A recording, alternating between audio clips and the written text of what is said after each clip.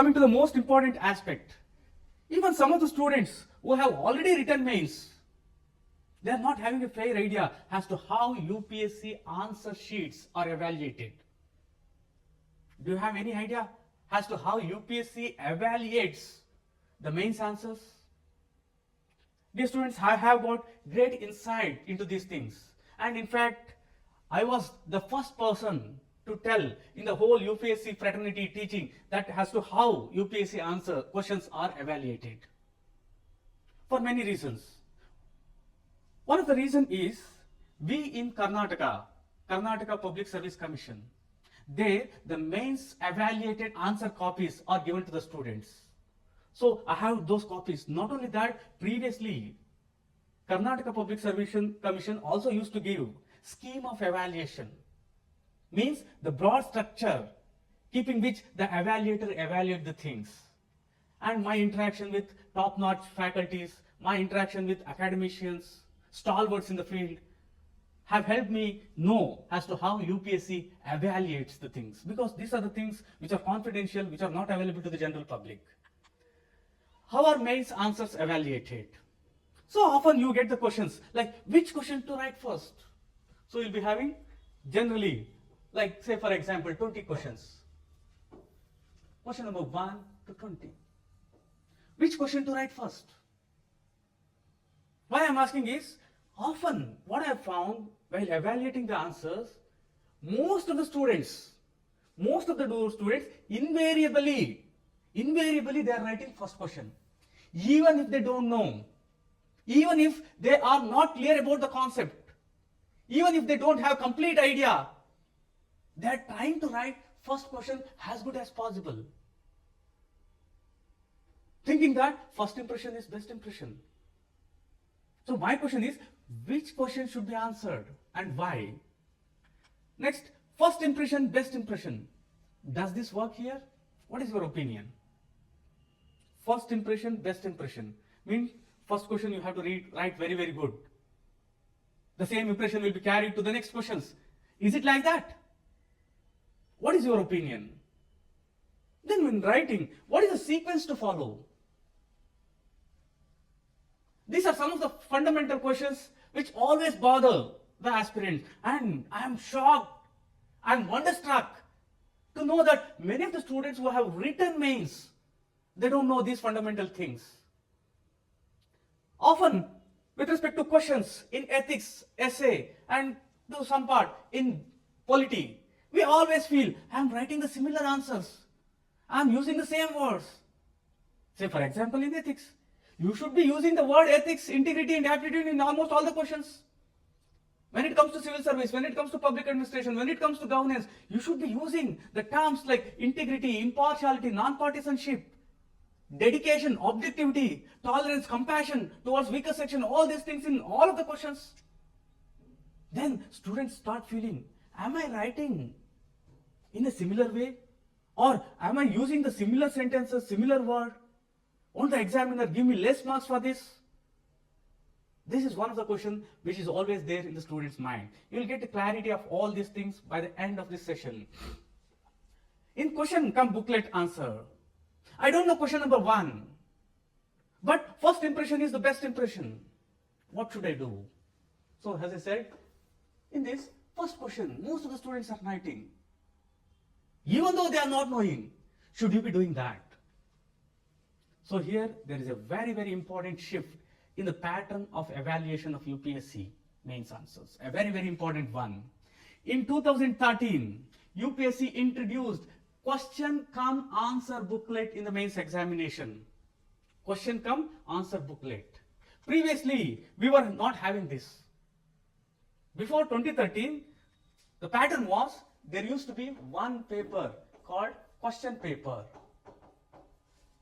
So we were given question paper and answer sheets used to be separate. Answer sheets were separate. We used to put the question number. Say for example, if I am not aware of 1, 2, 3, I used to go for question number 3. After writing that, maybe question number 6. This is the way we used to write.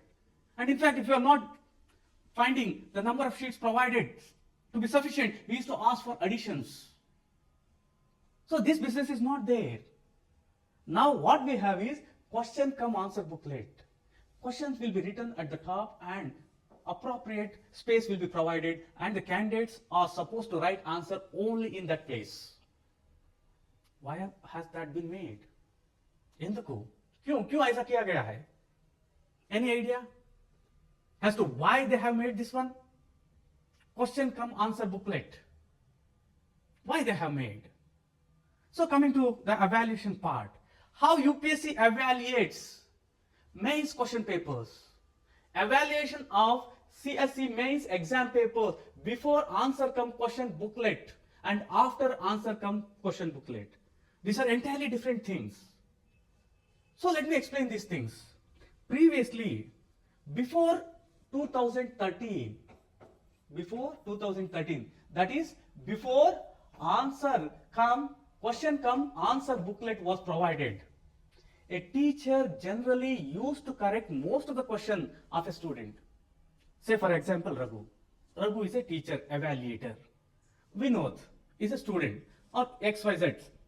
So Raghu used to evaluate, teacher Raghu used to evaluate most of the questions of Vinod. That was the thing. But this has entirely changed. This has entirely changed. Listen to me very carefully. Now, each and every question of a student are corrected by different teacher. To put this in a very simple way, very authentic way, question number 1 of all students, I repeat, question number 1 of all students or most of the students will be corrected by only one teacher. Don't you think this is a good one? Question number 1 of all. So Raghu will be correcting, teacher Raghu will be correcting question number 1 only. You won't be touching the other things. Then there is Shiva sir, next teacher. You will be correcting only question number 2 of all the students. This is one of the most beautiful way, authentic way, where subjectivity is reduced. Previously, one teacher used to correct most of the question of all students. There are higher chances of subjectivity. A teacher may be liberal. It depends on the mood. It depends on many subjective criteria. To bring objectivity in this subjectivity exam, they have brought in this one, my dear students. Is the point clear to you? Any doubt here? So here, after answer question booklet, teacher evaluates only one specific question. Say for example, question number 1. They won't be touching anything. And in fact, you will be shocked to know, now question paper evaluations, very important, listen to me. Now mains evaluations are not offline, online. All your answers copies will be scanned and they will be sent to the appropriate teacher. Say for example, question number 1 of all the students will be sent to one teacher. He will be evaluating. So before answer come question booklet was there, teacher A used to correct student 1's almost all the questions. So then before answer come question booklet, this was the thing. After this, there was a lot of change. Why did this method adopted? What are the advantages? So after question come answer booklet was introduced, teacher A will be correcting only one question of all students. Teacher B will be correcting the other question of all students. Similarly, this is the one. So what is the inference which you have to draw in? Think, write and answer each question independent of each another question. As a separate question. Don't worry about first impression, sequence, similar answers or anything. Is the point clear to you? The person who will be correcting your question number 1 will be different and the person who will be correcting your question number 2 will be different. And the person who is correcting question number 3 is once again different. So you have to take all the questions independently. Whether you write the first question first or first question lot, it is immaterial. You should be writing thinking that each question is corrected by a separate teacher. Correction of one question and the correction of another questions are not related. After question come answer booklet has come. This is one of the most important thing which you have to keep in mind.